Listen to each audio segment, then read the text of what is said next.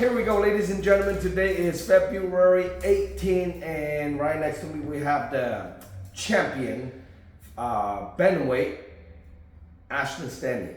Now, this is going to be another title defense against Irving Martinez. That's probably going to be your last amateur fight before you go pro, right? Yeah, potentially, yep. Potentially.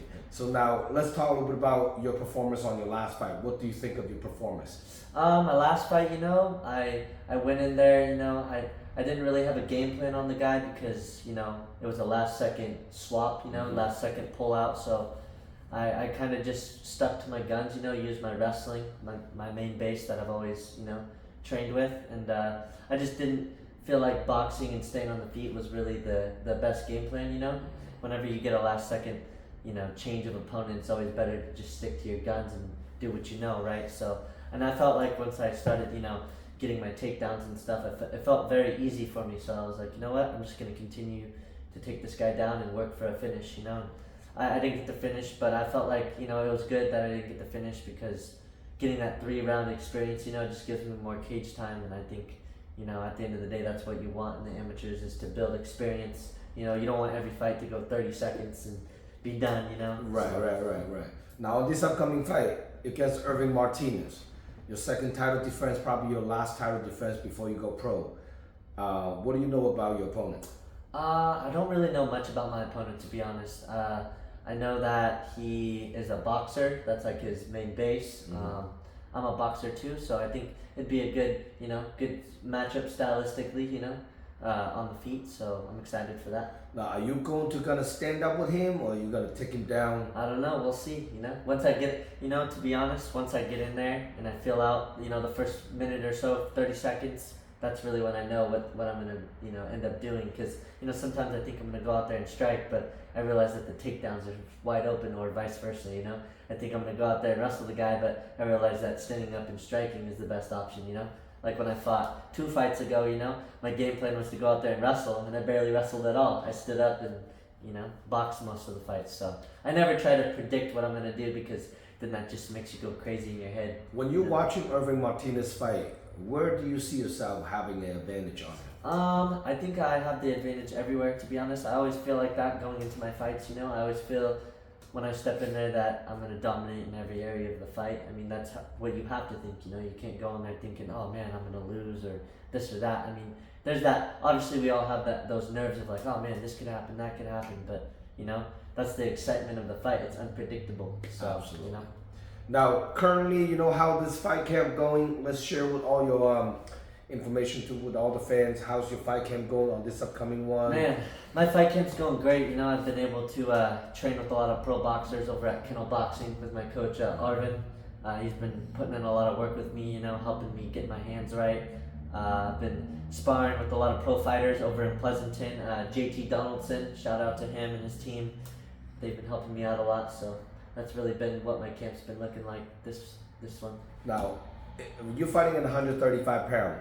If you're going pro, what weight class are you going to be fighting at? 135. Not going up, not go down. No. 135 is where you want to be. I don't think going up in weight is ever a good idea. I think it's always good to stay at your weight, because when you go up in weight, you just give up size, strength, power sometimes, depends, But I just feel like 135 is my weight class, about a 15-pound weight cut for me, I mean, it's a pretty good weight cut, but I don't feel like it kills me enough to make me want to go up to fight at 145. Think your only loss on your amateur was 145. Yeah, yep, that was my only loss. Yep. 135, you're undefeated. Yep, undefeated, yep. Now, if you I haven't lost a round at 135, actually.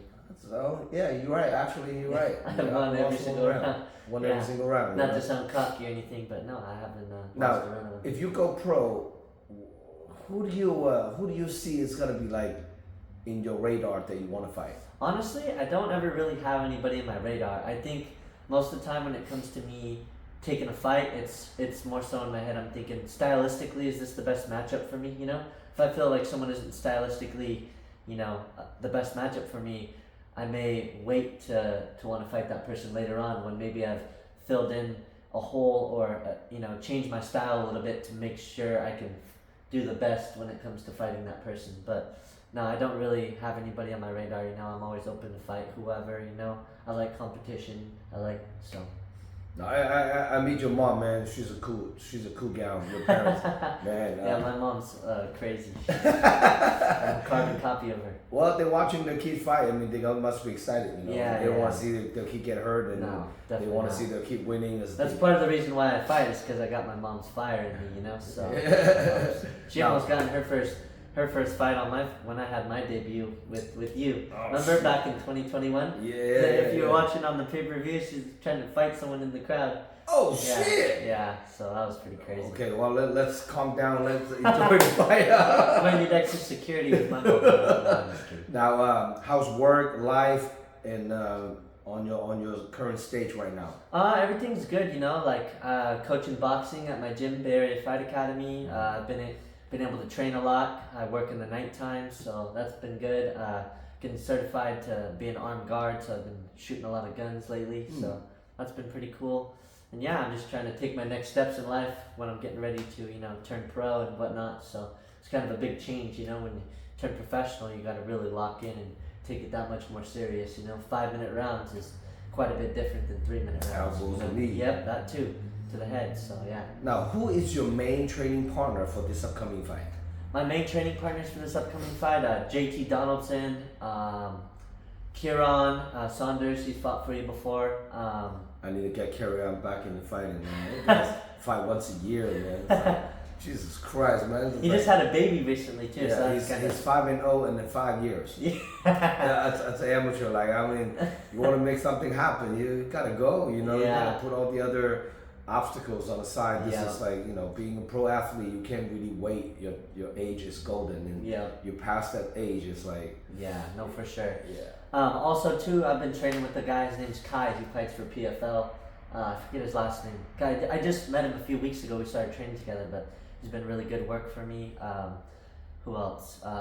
Ian Masloff. I think he's fought for you a couple times. He's getting ready to fight this weekend, actually, for the Valley Fight Series. So good luck to him. Jeremy Escolta. He hasn't been training lately because he just had a kid. But he's usually a training partner I work with. Man, there's so many people. I know I'm gonna forget somebody. But yeah, those are the main guys that I've been working with. So now, people want to get a hold of you, buy a ticket, come watching you fight. How can people contact you? The best way to contact me, my Instagram, Ashton_Stanley01. I'm usually pretty active on Instagram, so you can contact me there. And And any special loved one you want to training partners? Oh yeah. Sponsors, supporters you want to shout out to? Yeah, my parents, man. My parents been a big part of my career to help me get to where I am. So shout out to my mom and dad. My grandpa is always there for me too. Benji Silva, my jiu-jitsu coach, shout out to him. He's helped me a lot with my grappling. My coach Eric from Bay Area Fight Academy, and the rest of my coaches over there. Coach Ray, Coach Rob, my strength and conditioning coach, and then Coach Arvin over at Kennel Boxing. Shout out to him.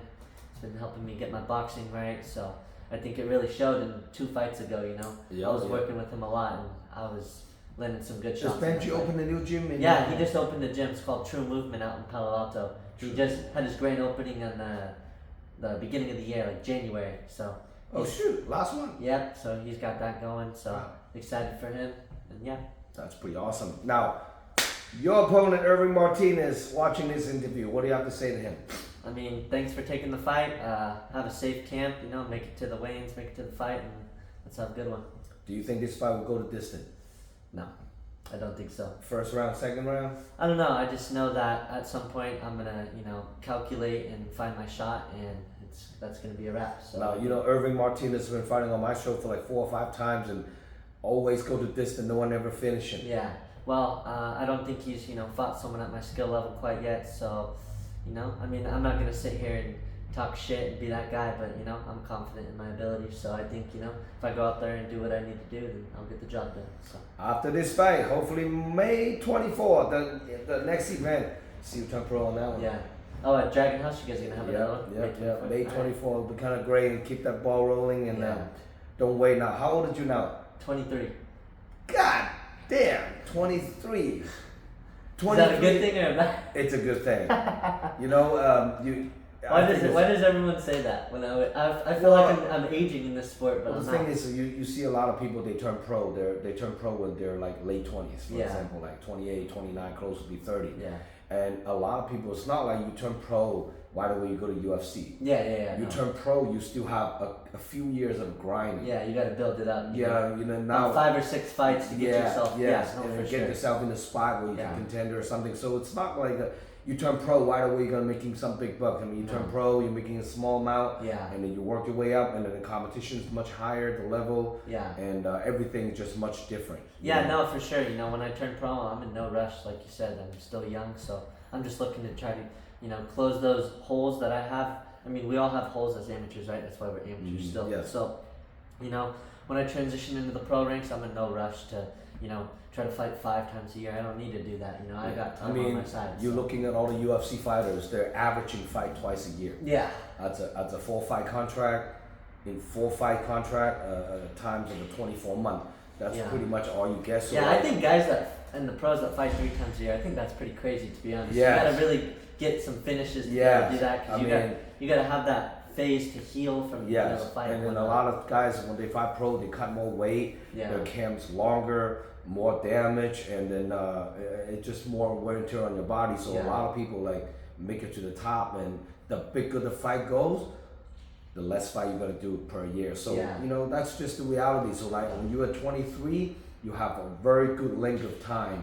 You can take your time to work on the pro circuit, and that's why when you're young, people are like, oh damn, 23 is good, but nowadays keeping it younger and younger. Yeah, you see guys turn pros at 19, 18. Yeah, there's a guy in the UFC that was freaking 18 years old. That's crazy. Right. And then again, in California, you can't really allow a fight until you're 18. Yeah. But you go up to Oregon, Washington, a lot of Mexico too.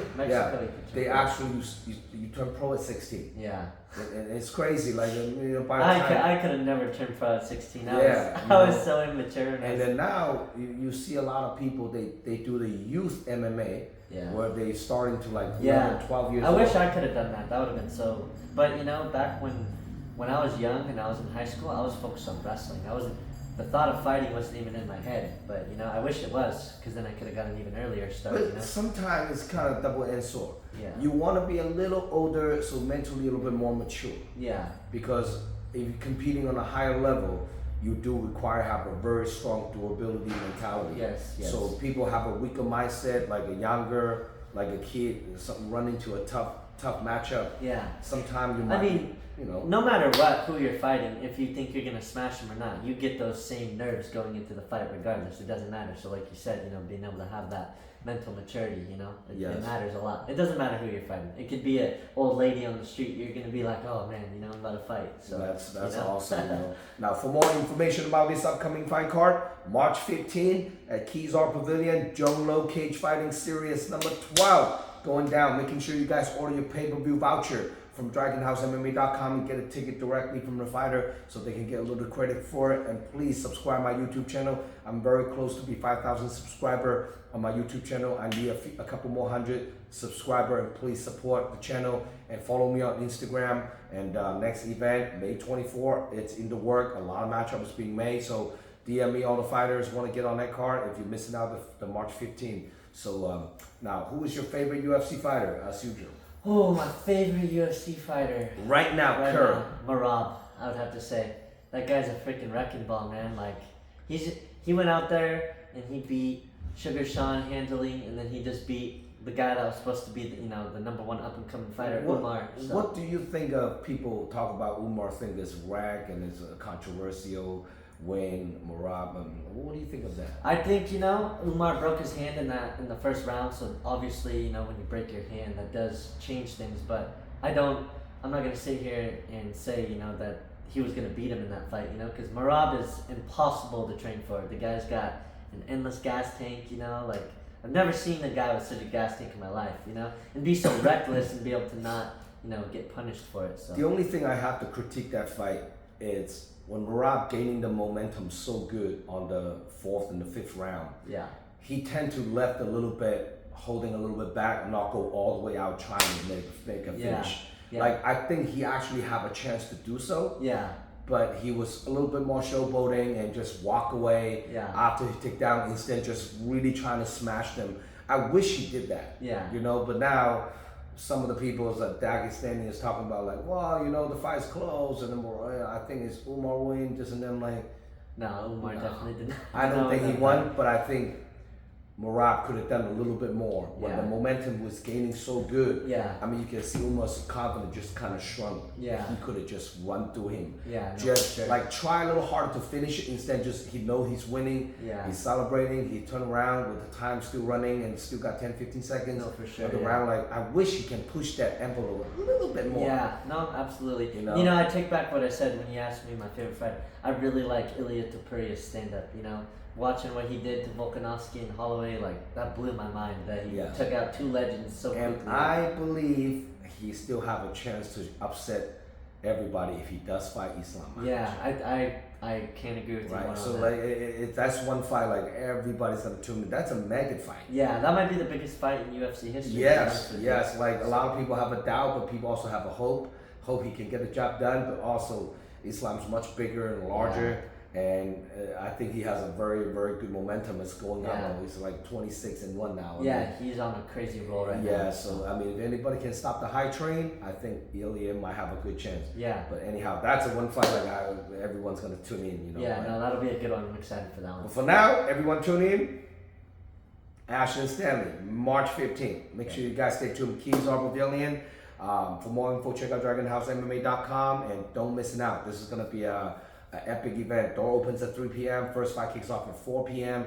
A 20+ fight, and pro card kicks off about after 7 p.m. So stay tuned, guys. A lot of up-and-comer, a lot of legend is building up from this event. So making sure you guys stay tuned. Last word? Nope. That's it. Thank you very much. Signing out.